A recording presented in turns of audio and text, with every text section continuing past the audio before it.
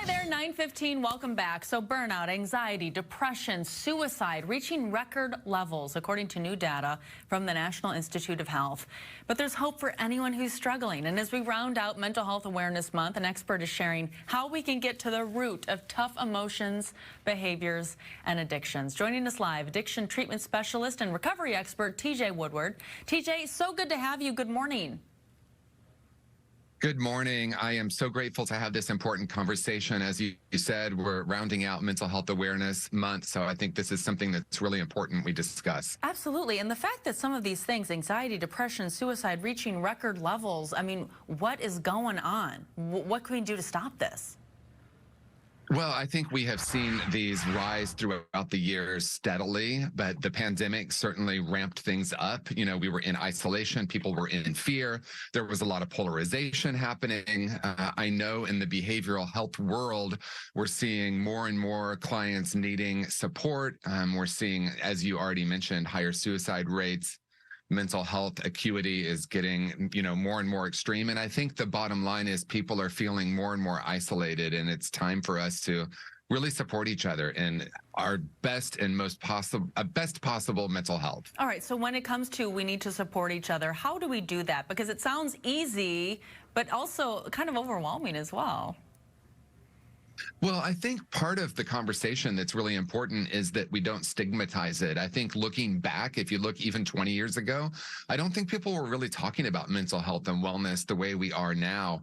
I mean, we've seen national sports figures coming out and talking about their mental health. I think we're in a new era and there's a larger conversation happening. So I think it starts with really hearing each other and being willing to share our own journeys and our own stories so that people don't feel even more isolated when they're experiencing these mental health concerns. Yeah, and I do think that, I mean, you made a good point that we're hearing from celebrities and athletes about their mental health issues, because I think sometimes when you talk about your own story, there's a vulnerability there and maybe even almost a liability. Like, what's going to happen at my job, or what is my family going to think? So how do we get over some of those feelings to live our truth?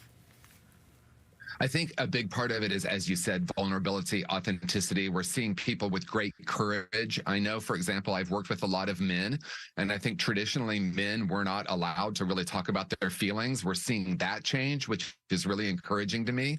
The old way of just burying things and pretending like it's not there isn't working anymore. And so I think, as you said, vulnerability, authenticity, really sharing with one another our own journeys. I don't think there's any of us who haven't had some experience with mental health concerns across the board now. Absolutely. And I think a lot of us feel that overwhelm also because obviously none of us, not many of us, are mental health professionals. But when you see a family member or a friend struggling, what can we do right now to support them, or at least be there for them in a way that it feels authentic to us?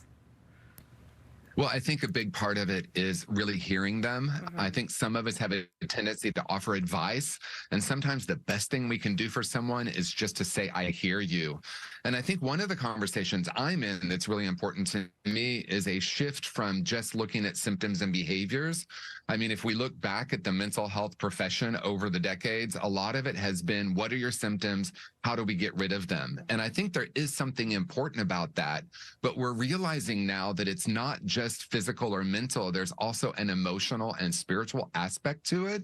And I think the days of we just need to get rid of all the symptoms, I think we're moving beyond that now, and we're beginning to ask what's actually at the root of this rather than just how is it showing up for you. And I think that shift alone is something that's profound. And I do think that's profound, although I have to, like, if I'm going to be quite frank, I have been to therapy and I feel like, okay, I'm at the root of what's causing all these problems, but now that I'm at the root, what do I do? Like, I know I have all these issues, but what do I do next? Like, where do we go from there?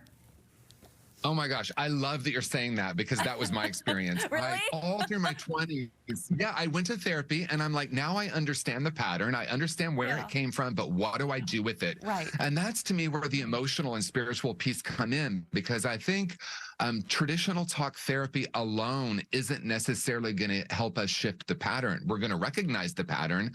And if anything, I think sometimes it becomes even more painful. Oh my gosh, I'm aware I'm doing this, but I can't stop doing it. Yes. So in my work, Conscious Recovery, I help someone get down to the root of not only what is the root cause, but really what is the emotion attached to that? When did I first decide that I was broken? Because so many of us in early childhood have experiences where we decide things like, I'm not good enough, I'm unworthy, I'm stupid. And these decisions are something that happens so early. So we actually need to go back and care for ourselves as if we're a young person, not just how do I figure out the pattern and then change it. Addiction treatment specialist and recovery expert TJ Woodward, wonderful information. Thank you so much for being with us this morning.